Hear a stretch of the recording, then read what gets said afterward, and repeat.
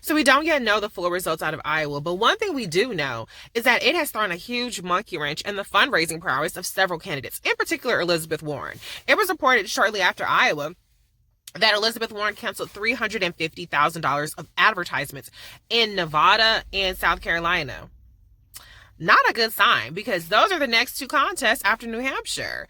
And so obviously that's a kind of a concession that Elizabeth Warren underperformed her expectations. Well, now fast forward another couple of days and she's canceled now $500,000 of advertisements.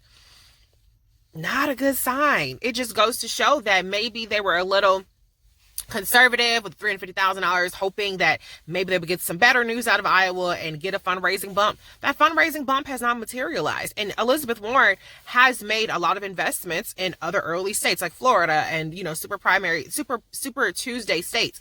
And when you have staff, that kind of inhibits your cash flow. That's kind of the same thing that Kamala ran into. She had a huge ground game. She had all the people in place to make her win, but she didn't have the money. She wasn't able to raise the money that she needed to have advertisements to be viable long term. Y'all dogged the shit out of her over there like she was so fucking irresponsible. It is hard as fuck to raise money for presidential campaigns.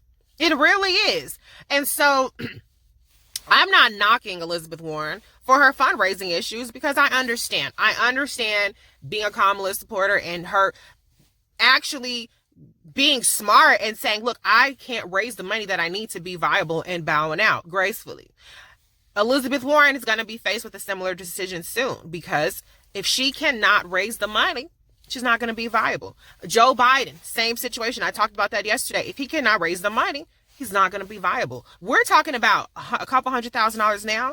Try when Bloomberg, you're really up against Bloomberg in certain states and he's dropping hundreds of millions of dollars. So a lot of people are going to have a come Jesus moment soon, and a lot's riding on New Hampshire with not so good prospects.